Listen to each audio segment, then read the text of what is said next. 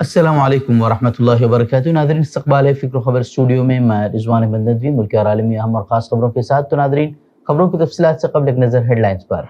कर्नाटक में इक़्तिदार की जंग उरूज पर, कांग्रेस सदर खरगे ने दिल्ली में तलब की हंगामी मीटिंग। वेस्ट बंगाल में SIR के दौरान वोटर लिस्ट में 26 लाख नामों में तज़ाद का दावा। हांगकांग के ताइपू में खौफनाक आग, 44 अफराद हलाक, 300 लापता। जम्मू कश्मीर में जमात इस्लामी से मुंसलिक मुख्तलिफ मकामात पर NIA के छापे।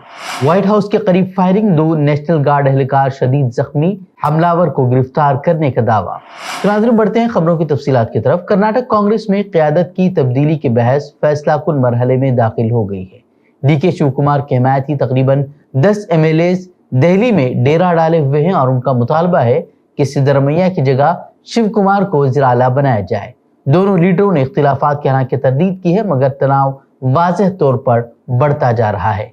कांग्रेस सदर मल्लिकार्जुन खरगे ने तनाज़े को सुलझाने के लिए chief minister Siddaramaiah, deputy CM DK Shiv Kumar और राहुल गांधी समेत अहम रहनुमाओं को दिल्ली में हंगामी मुशावरत के लिए तलब किया है। सियासी हलकों में यह दावा गर्दिश कर रहा है कि 2023 में एक खुफिया मुआहदा हुआ था, जिसके तहत वज़ारत आला 2.5 साल बाद शिव कुमार को मुंतकिल होनी थी। वज़ीर आला सिद्धरमैया ने कहा कि हतमी फैसला हाई कमांड करेगा, जो हुक्म मिलेगा उसे कबूल किया जाएगा। वहीं शिव कुमार ने भी कहा है कि वो ग्रुप बंदी के खिलाफ हैं और क़यादत के फैसले का एहतराम करेंगे। वहीं खरगे ने कहा कि तमाम रहनुमाओं को बुलाकर बात की जाएगी और इसी से वाज़ेह रास्ता सामने आएगा। मैं इन सबको बुला के चर्चा करता हूँ। उस चर्चे में राहुल गांधी भी रहेंगे और मेरे हमारे दूसरे मेंबर्स भी रहेंगे, CM भी रहेंगे और हमारे डिप्टी चीफ मिनिस्टर रहेंगे। तो इन सबको बुला के चर्चा करने के बाद निर्णय होगा। वहीं सिद्धरमैया और शिव कुमार दोनों ने कहा है कि अगर उन्हें दिल्ली बुलाया जाएगा तो वो जरूर जाएंगे। वहीं गुज़िश्ता शब सिद्धरमैया ने अपने करीबी वज़रा और लीडरों के साथ अलग से अहम मुलाकात भी की है, जिसने सियासी हलचल मजीद बढ़ा दी है। दूसरी जानिब BJP ने हमला करते हुए इल्जाम आयद किया है कि क़यादती बहरान की वजह से हुकूमत मफलूज हो चुकी है और रियासत की तरक्की रुक गई है। जनूबी कश्मीर के शोपियां जिले में आज सुबह से पुलिस की वसी तलाशी और छापामारी की कार्रवाइयां जारी है, जो UAPA के तहत ममनुआ तंजीम जमात इस्लामी जम्मू कश्मीर से मुबैना रवाबित रखने वाले अफराद और मकामात को निशाना बनाते हुए की जा रही है।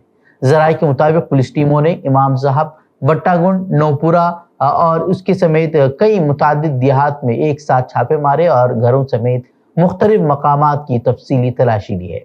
पुलिस का कहना है कि ऑपरेशन हसास इंटेलिजेंस इनपुट की बुनियाद पर किया जा रहा है, जिसका मकसद अमन व कानून की सूरत हाल को मजबूत बनाना और ममनुआ तंजीमों की सरगर्मियों को रोकना है। याद रहे कि 20 नवंबर को भी रियासती तहकीकाती एजेंसी SIA ने कश्मीर टाइम्स के जम्मू दफ्तर पर छापा मारा था और एडिटर के नाम पर FIR भी दर्ज की थी। इलेक्शन कमीशन के मुताबिक वेस्ट बंगाल की मौजूदा वोटर लिस्ट में तकरीबन 26 लाख वोटरों के नाम 2002 की वोटर लिस्ट से मैच नहीं हो रहे हैं। यह तजाद उस वक्त सामने आया है जब मौजूदा फहरिस्त का तकाबुल 2002 था 2006 के समरी रिवीजन के दौरान तैयार करदा रिकॉर्ड से किया गया। अब तक 6 करोड़ से जायद फॉर्म डिजिटलाइज किए जा चुके हैं और मजीद डिजिटलाइजेशन के बाद ये तादाद बढ़ भी सकती है। इलेक्शन महकमे का कहना है कि नामों का मैच न होना खुदकार तरीके से वोटर लिस्ट से हज़फ होने का सबब नहीं बनता है। मुंबई में आइंदा बल्दियाती और दीगर इंतखाबात से कबल वोटर लिस्ट में बड़ा घोटाला सामने आया है। महाराष्ट्र इलेक्शन कमीशन के मुताबिक मसौदा वोटर लिस्ट में 11 लाख से ज्यादा डुप्लीकेट नाम पाए गए, जो कुल वोटरों का तकरीबन 10.64% बनता है। 4,33,000 वोटर ऐसे हैं जिनके नाम 2 से 103 बार तक दोहराए गए हैं और मजमूई डुप्लीकेट इंदराजात 11,01,505 तक पहुंचते हैं। इंतखाबी हुक्काम के मुताबिक इस सूरत हाल की वजह पता या नाम की इमला में फर्क, पुराने रिकॉर्ड का न हटाया जाना और मुंबई में बड़े पैमाने पर नकल मकानी जैसे अवामिल है। मामले की संगीनी के बायस दरखास्त और इस्लाहात की आखिरी तारीख बढ़ाकर 3 दिसंबर कर दी गई है, जबकि हतमी वोटर लिस्ट 10 दिसंबर को जारी की जाएगी। दिल्ली में शदीद फज़ाई आलूदगी के बाद chief justice of India Suryakant ने इंकिशाफ किया कि सुबह की वॉक के बाद उनकी तबीयत नासाज हो गई। उन्होंने بدھ کے روز عندیہ دیا کہ سپریم کورٹ کی سماعتیں مکمل یا جزوی طور پر ورچوئل موڈ میں منتقل کی جا سکتی ہیں۔ اس وقت سپریم کورٹ ہائبرڈ سسٹم پر کام کر رہی ہے، مگر سینئر وکلاء نے 60 سال سے زائد عمر کے وکلاء کے لیے مستقل ورچوئل پیشی کی سہولت کا مطالبہ کیا ہے۔ چیف جسٹس نے کہا کہ وہ بار سے مشاورت کرنے کے بعد فیصلہ کریں گے۔ یہ تبصرہ انتخابی کمیشن کے خلاف دائر درخواست پر سماعت کے دوران سامنے آیا ہے، جب ای سی آئی کے وکیل راکیش دیویدی نے آلودگی کے باعث جسمانی حاضری سے استثناء مانگا تھا اور بتایا کہ صبح واک کے بعد انہیں سانس لینے میں تکلیف ہوئی۔ سینئر وکیل کپل سبل نے کہا کہ AQI 400 سے 500 کے درمیان ہے، جس پر چیف جسٹس نے بھی اپنی دشواری کا اظہار کیا۔ وہیں دہلی NCR میں مسلسل کئی ہفتوں سے ایئر کوالٹی انتہائی خراب درج کی جا رہی ہے اور صورتحال مزید بگڑنے کا خدشہ بھی ظاہر کیا جا رہا ہے۔ ہانگ کانگ کے علاقے تائپو میں بدھ کے روز خوفناک آگ بھڑک اٹھی، جس نے 7 کثیر منزلہ عمارتوں کو اپنی لپیٹ میں لے لیا۔ ابتدائی اطلاعات کے مطابق واقعے میں کم از کم 44 افراد ہلاک جبکہ 300 سے زائد افراد لاپتہ ہیں۔ پولیس نے حادثے کے سلسلے میں 3 مشتبہ افراد کو گرفتار کر لیا ہے۔ فائر سروس ڈپارٹمنٹ کے مطابق آگ دوپہر 2:51 پر لگی اور کچھ ہی دیر بعد اسے نمبر 4 الارم فائر قرار دیا گیا، جو کہ ہانگ کانگ میں دوسرا سب سے بڑا الرٹ ہے۔ آگ کے شعلے کئی کلومیٹر دور سے نظر آ رہے تھے اور اس نے عمارتوں میں پھنسے لوگوں کو نکلنے کا موقع نہیں دیا۔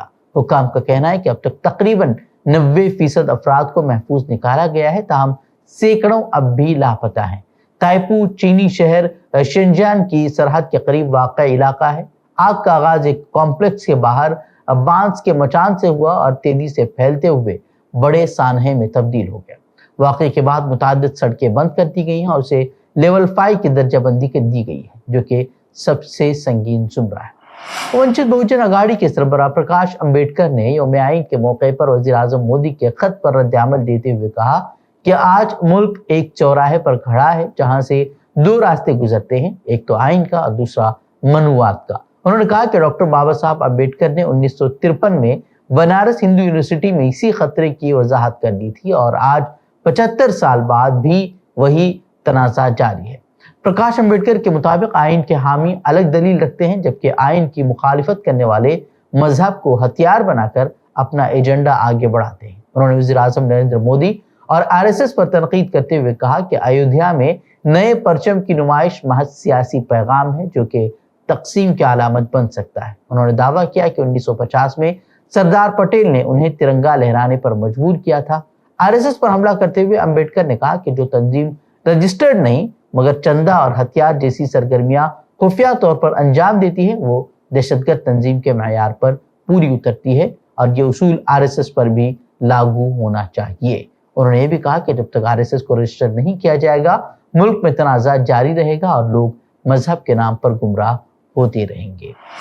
امریکی دارالحکومت واشنگٹن میں بدھ کو وائٹ ہاؤس سے چند بلاک کے فاصلے پر 2 نیشنل گارڈ اہلکاروں کو اچانک فائرنگ کا نشانہ بنایا گیا، جن کی حالت تشویشناک بتائی جا رہی ہے۔ ایک مشتبہ حملہ کو گرفتار بھی کیا گیا ہے، جس کے تعلق سے کہا جا رہا ہے کہ وہ 29 سالہ افغانی شخص ہے جو کہ 2021 میں امریکہ آیا تھا۔ واقعے کے بعد سیکیورٹی سخت کر دی گئی ہے۔ وائٹ ہاؤس کو عارضی طور پر بند کیا گیا ہے۔ امریکی صدر ڈونلڈ ٹرمپ نے اس حملے کو دہشت گردی قرار دیتے ہوئے کہا کہ اس واقعے کی روشنی میں 2021 سے آنے والے افغان پناہ گزینوں کی دوبارہ سخت جانچ پڑتال کی جائے گی۔